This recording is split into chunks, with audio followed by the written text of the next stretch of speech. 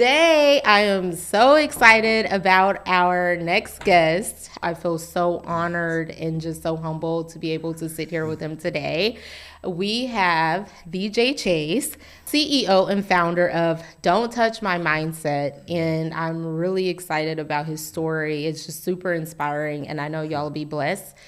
Jay, thank you so much for being here today. Absolutely. Like, you got on a plane, you got to Houston. I'm grateful that you're here. I know everything tried to stop it, but you're sitting here today. We're sitting here today. Blessed, yeah. man. Blessed, favored. Grateful Yeah. to be here because honestly, it's been a challenge since I-70 in Missouri headed towards Kansas City. Ooh. Yeah, no, it's, I don't know if the semi didn't know what he was doing or something, but it seems like they were trying to take me out before I even got started. Ooh. It's been a challenge, but we're here. We're here. Yeah. I'm excited to be here. I'm excited to have this conversation. So what's poppin', family? What's So up? listen to this. You said, like, everything Yeah. like was coming against you, like getting here, right? Yeah. That's how you know the word that God has for you to speak today, like the listeners and the people need it. Because anytime like the comes, like, and you're going to something like this, like all the distractions will come, but your mindset is so powerful. Like, I want to talk about Don't Touch My Mindset. Like, I found you in a part of, I was following, it was some, like, a sober community. It's really big. And then I clicked on your page and I'm like, oh my gosh, he's so inspiring. And just from like your sobriety, your story, like everything that God has birthed through you is super powerful, and it's for his glory.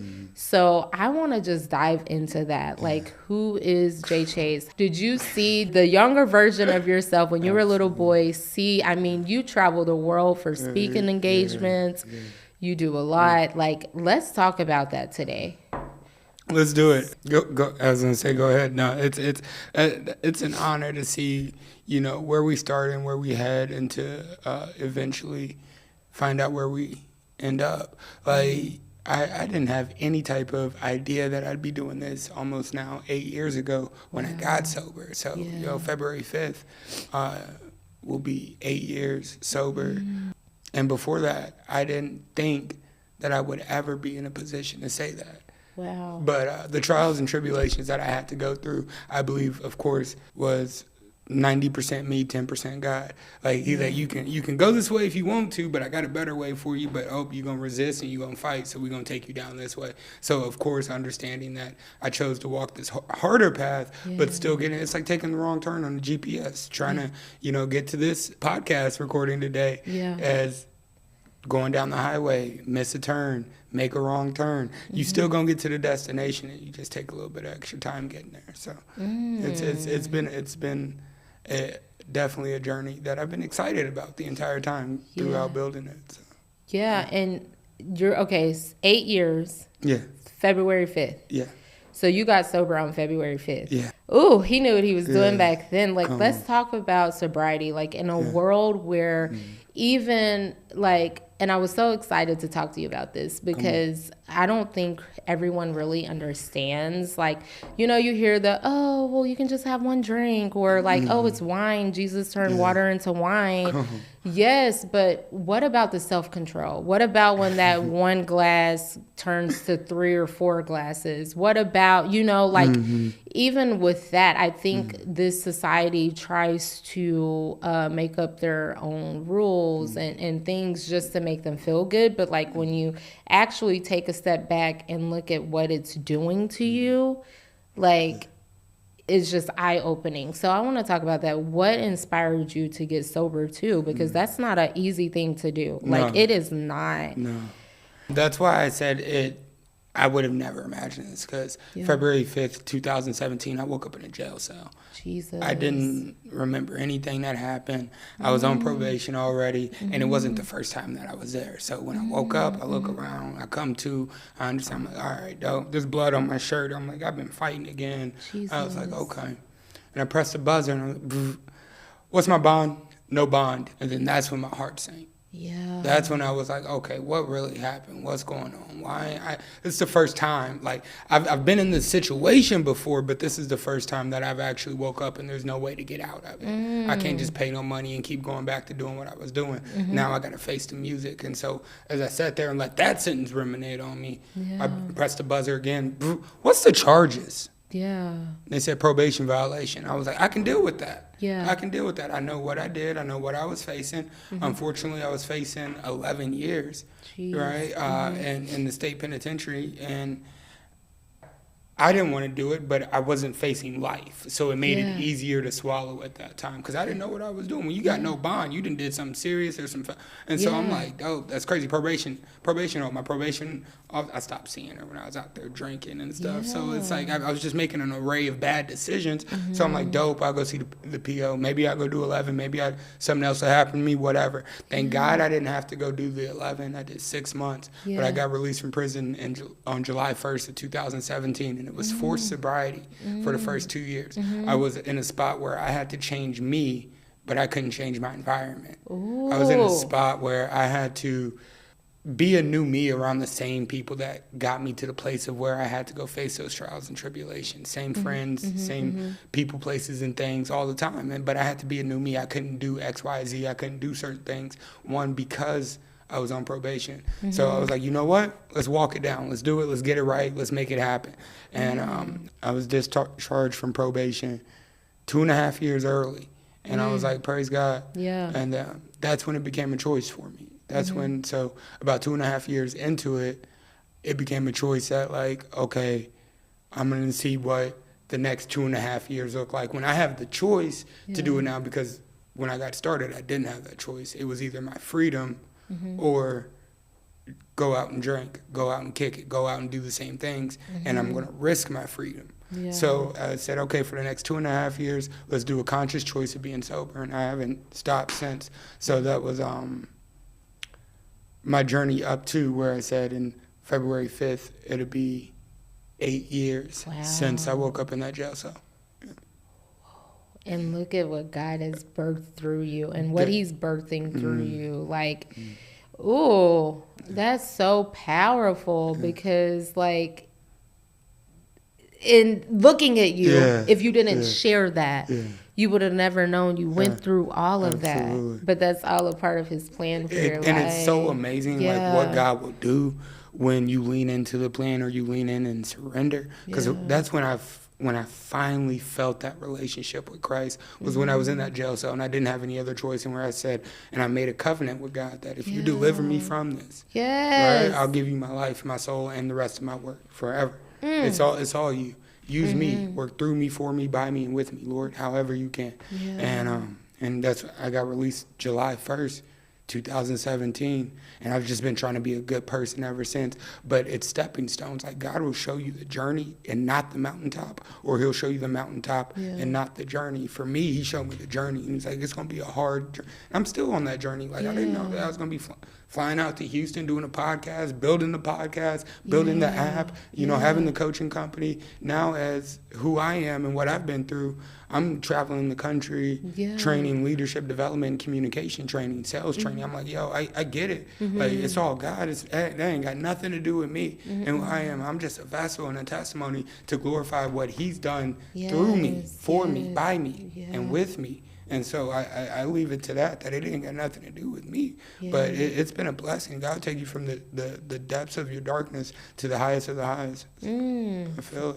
From the depths of the darkness to the highest of the highest. And that, I love that because there's so many people that, like, or if there's listeners or whatever, they're like, oh, I never thought that I would have made that mistake. And it put them where they did, but you can overcome it. You aren't the mistake. You aren't what you went through then, right? Like, God will use all of that and turn it into a masterpiece, and he will use it for his glory. And those are the most powerful stories. Like, like, I want to talk about Don't Touch My Mindset and like how that was birthed, and even with, like you said, flying around the country and speaking. When you were a little boy, what did you want to be when you grew up? like I'm just curious. I love the question. Or your younger self. I mean, no, because I know exactly what it is, and it's such a funny story because it's almost. It's a version of like, so there on CBS, there was this reporter named Steve Hartman, right? And he had a segment on the news called Everybody Has a Story. And what he would do is get a dart and throw it at a map, and whatever city or state that dart landed on, he would travel to that city and state, right? And then when he landed, he would open up the phone book to a random page and put his number on a number and call him and say, hey, I'm Steve Hartman for CBS. Can we do a story on you? And he would go do this random story in this random state, in this random town, on this random person, and it'd be the most intriguing story that it was. So I wanted to host Good Morning America. Growing up as a child, I went through broadcast journalism. I went to the journalism school and everything. I could see that. Phenomenal. I could see you doing that. Like I told you. It's something that I wanted to do. I love it. And it's kind of how I lead my life now, is that everybody has a story. Yep. So I've been in car sales for almost 12 years now, right? And what kept me going is that I'm a problem solver, and I believe that everybody has a story. And so I was actually in the journalism school at the University of Missouri when I decided to work at a car dealership for the summer. Okay. And I was like, I'll sell cars for a couple months, make a little bit of money. Well, I made more money than I ever had in my entire life doing something I enjoyed. And everybody had a story. Every person who walked through that dealership, there's a reason why they were walking through the dealership. Yeah. And I got to handle that problem and give that solution. Yeah. And so I slowly fell in love with the business, and they told me there was no cap on what I could make. And so I was like, okay. I talked to my mom, my dad, and I was like, what if I just started doing this instead of doing that? And I've been doing it ever since. So I'm grateful I made the decision, right? Yeah. And that's what got me into the field that I'm in currently with selling cars, right? Yeah. Been doing that for 12 years. Yes. And so just going from Everybody Has a Story, Steve Hartman, to selling cars, to the podcast. Now I've interviewed people from all over the world and heard their stories. And so it's a progression, it's a journey, it's a process. Yeah. But that's why I said, in kind of a version, I am doing what I wanted to do when I was a child. Yes. So it's a blessing. In God's way of it, like it is like you're not just planted in one like spot. He's like, I need to take you to the nations. I need to take you. I mean, like. You can reach the nations doing that, yes, but you're traveling, and it's just so powerful, and I'm in awe, and I'm intrigued with this because, like, each and every one, like, you know, I'm in real estate, and I always pray, I'm like, Lord, send me the clients that I need to, like, who needs what I have for them. Well, not necessarily what I have, but what you have for them that you can use to get through me, you know, because I'm a vessel. So I'm very intentional about that. And so, like, it's like the people that I meet, some of the people that I meet is just so interesting. It just made me think of that when you were talking about, like, working in the dealership and everyone that you meet, you're just like, you love it, right? Yeah. So, wow. And you're still really doing the same thing. Yeah. Like, that's so cool. And what I want to add to that is, like, for anybody who's thinking about that, am I doing what I want to do in my current field? Ask yourself why you're doing it, right? Because I didn't just start selling cars to make money, right? I didn't just get into retail sales. Granted, I've been in retail sales since I was in high school, right? It was like my second job, selling shoes. When I got into the car business, I met a guy downtown after I was out, and he drove up in a Mercedes-Benz, and I said, what steps did you take to get that Mercedes? He said, car sales. I said, car sales got you a Mercedes? He said, car sales got me a lot of things in life. I said, I sold shoes. I can sell cars. There ain't no difference to it. The only thing I'm doing is selling something to somebody else. And he said, once you stop by the dealership, they hired me, like, on the spot. And I'm not saying that it's easy, but think about what you're doing and ask yourself, why are you doing it? Like, what's the underlying reason? For me, it's because I care about other people's stories. For me, it's solving problems. I love people, people-oriented, right? People over everything, God's people. I love people. Yeah. But I'm also gifted in problem solving. Mm-hmm. That's something that's something that God's bestowed in me, Mm-hmm. and I know why people come to me. Mm-hmm. And so now when I'm looking at somebody, be like, why is this person around me? Why is that person around me? It's either to interact with my blessing of connection or to interact with my blessing of problem solving. And so to understand that, and then I operate from that. And so I'm not just doing empty work, but I'm doing fulfilling work. Look, you preaching. I'm not doing. No, Please take notes, no, listeners. I'm absolutely. not. You said you're not just doing empty work, but you're doing fulfilling work. Let's talk about that because that's powerful. Yeah, so explain that. So somewhat to the listeners that may be like, okay, what's empty work? What's empty work? Empty work's the work that we do going through the motions. Empty work's the busy work. Empty work's the work that we show up, we clock in, we clock out. We say that this is going to pay our bills, and we got to do this for right now. That's empty work. Yeah. And it's very easy to distinguish empty work because empty work, at the end of the day, puts you to sleep. Fulfilling work will keep you up. And you know. Oh, no, go ahead. Yeah, you were about to say. Because that was good. We're just going to leave that right there. We'll come back to that. We got to go. Because it's so sad, and I have a heart for God's people too, and it's so sad, like, when you see potential in someone, like, it can be a complete stranger, and you see how hard they're working. Like, I always ask people, like, what is your why? What do you love? What do you want to, if you could do anything and not necessarily get paid? I always like to say not get paid for it. You're going to get paid for it, right? God is going to reward you. But what would that be? Because so many people, I'm not going to say so many people, but I've seen and we hear stories about like older people, the elders, if they're like in their 80s or whatever, and someone younger might ask them the question, like, what is one thing you wish you would have done? And you'll sometimes hear them say, well, I wish I would have followed this dream or whatever. So like that breaks my heart because God, each and every one of us, we do have a story to tell and we all have purpose. God has given each and every one of us, and so when people don't see that, it breaks my heart. Absolutely. And so like with your coaching, I want to talk about that too because that's very interesting. How did you get into because your desire to help God's people, but outside of that, let's talk about let's break this down. Don't touch my mindset. You're also top 5%? Come on. In the podcast. Top two. I'm so sorry. Okay. Oh my gosh. I knew God. it was something up there. Oh my God. I feel so terrible. It's okay. But no, even with that, look how God did that. To do with me. James, I'm telling you, it's beautiful because you got to understand knowing why you start, right? Knowing why you start something. In order to finish something, the results are going to be at the end. Everything that you desire, everything that you dream, if you can imagine it, you can achieve it, right? Shout out to Napoleon Hill. But it's remembering why you started in the first place that gets you to the finish line. And to get you to the finish line. And for me, the podcast Don't Touch My Mindset started at a Bible study in my living room from COVID. COVID shut the world down 2020. So early 2021, I started a Bible study because I miss my friends. Like I said, I'm a people person, highly interactive. I got to have people recharge me. Right? And that's part of my coaching practice, and we'll dive into that. But I started inviting people to my living room for a Bible study. And so we kicked it off. We read Job, right, to kick it off. And we stayed consistent with it. And the more that I shared my testimony in Bible study, one of my good friends who I played football with from a kid, right, grew up with them, he said, hey, bro, you got a powerful testimony. You should have a podcast. I was like, podcast, bro? I was like, I absolutely hate my voice. No. Ugh. He said, bro, no, you need to share your testimony. And I was like, okay.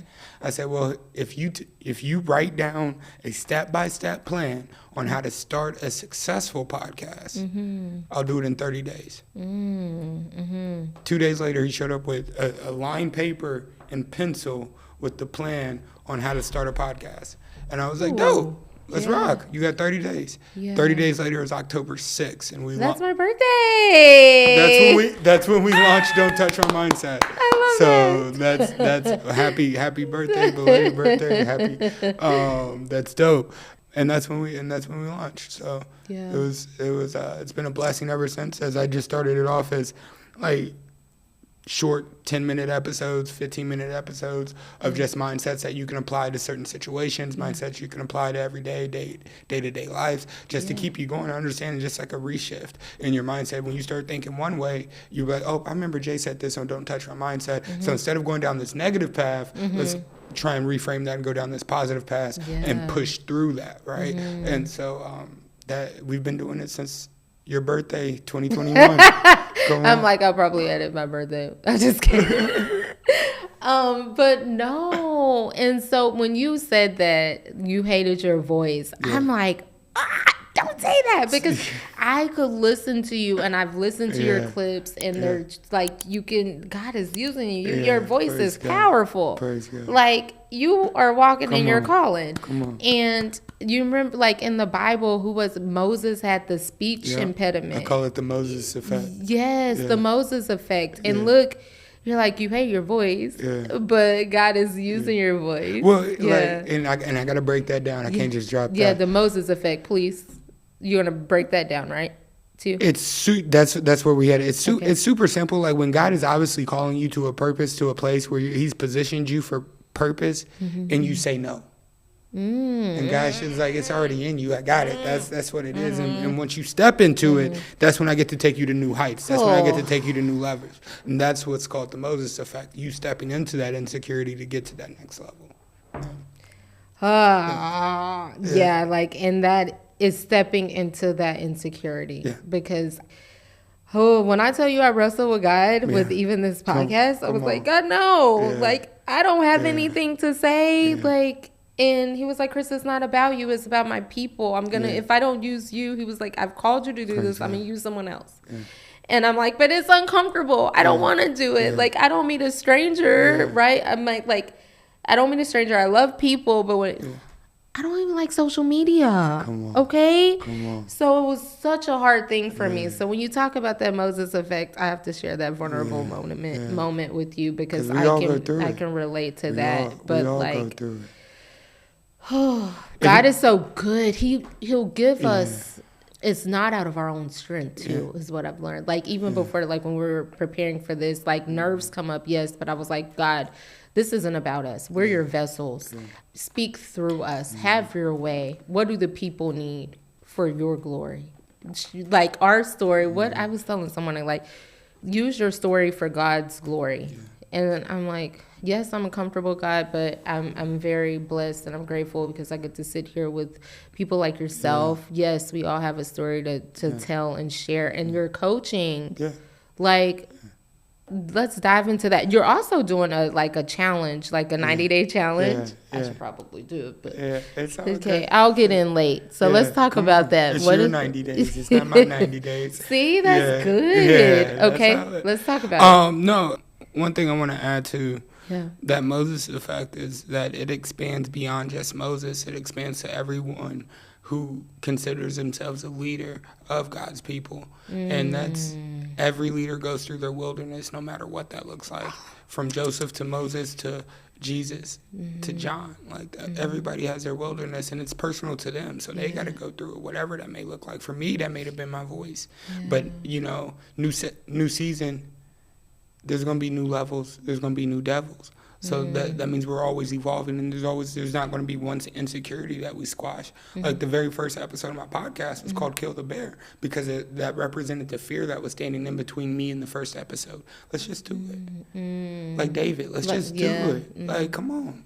And so we got to understand what our wilderness is, and then we can't run from it, but we got to go through it. So I really understand that about, like, feeling that insecurity with the podcast, right? I really, but once you lean into that insecurity, you're going to start going and seeing what God has in store for you on the next side of that. When you start putting your trust into Him and that faith into Him, and this is for everybody. I want you to, like, start putting your faith into the Lord and understand and lean into that insecurity. He actually designed that for you in order to get you to the next level, right? And that's part of what I do in my coaching practice, too. So I don't know if you've ever heard of the DISC assessment. Let's talk about it. Let's talk about it. Let's talk about it. I love it. The what? So the DISC assessment was created by a psychologist in 1928. I studied psychology, but I don't remember. You probably touched on it briefly in school. It's not some, and it's so common that people actually overlook it. By William Marston.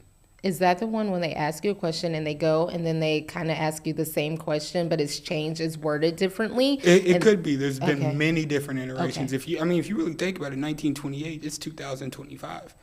We're literally 3 years away from that test being created 100 years ago.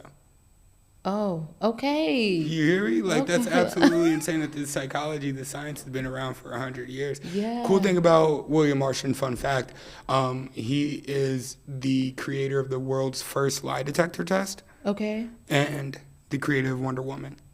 Oh, okay. So let me ask you, what do those two things have in common? Wonder Woman is, I should know this. Isn't she the one with Wonder Woman, which one? She has the lasso of truth. Okay. Wonder Woman has the lasso of truth. That's her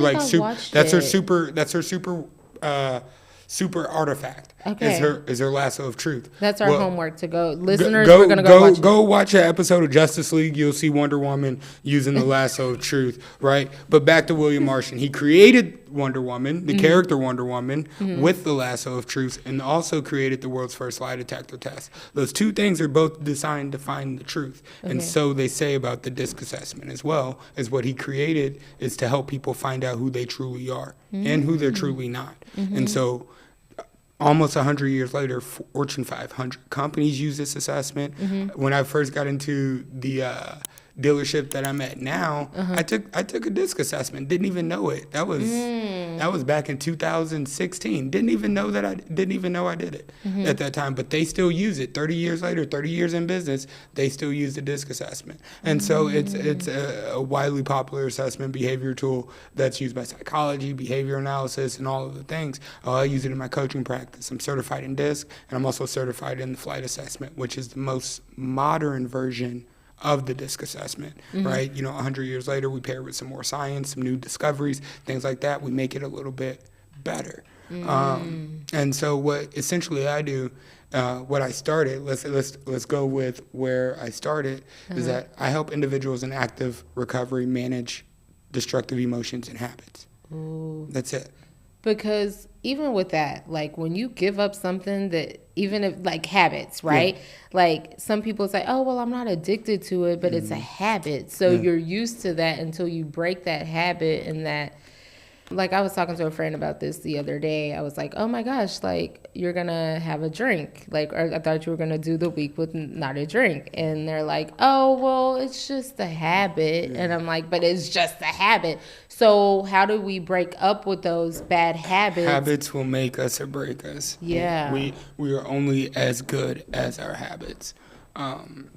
It takes a lot of intentional effort. So starting with helping people manage destructive emotions and habits, we got to understand where these emotions and these habits actually stem from. And DISC actually shows us our preferences and our tendencies, things that we tend to prefer when we're interacting with people, what pace we prefer to move at, how we follow rules and procedures, and also how we handle challenges and make decisions. It measures those 4 categories in somebody. So you can literally look at somebody's DISC assessment and see, okay, this person's outgoing and people-oriented, and their strength may be optimistic and inspiring, but they also lack detail, and they'll skip steps, and they will overqualify when meeting somebody and fall short and get burned on the back end of it. And so you can see your strengths and your limitations, and then we can also see the blind spots that we illuminate for ourselves when we're looking at DISC. And so what I do is go in, I allow you to tell me who you are, right? And who you've learned to be,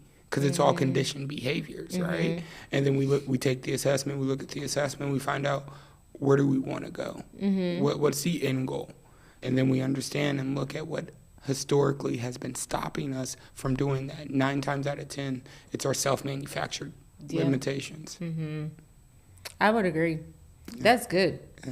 Because, and what I've realized too is that whenever someone needs something, right, like they just have to have that, like that one drink, or like getting drunk and they can't be sober. It's like, what is it that you can't deal with? Like, what are you running from? What are you trying to disconnect from? Get to the root of it. And until you face that, it's not going to change. But you have to be honest with yourself. We have to be honest with ourselves, right? Well, when we look at habits are nothing but a reaction to a trigger.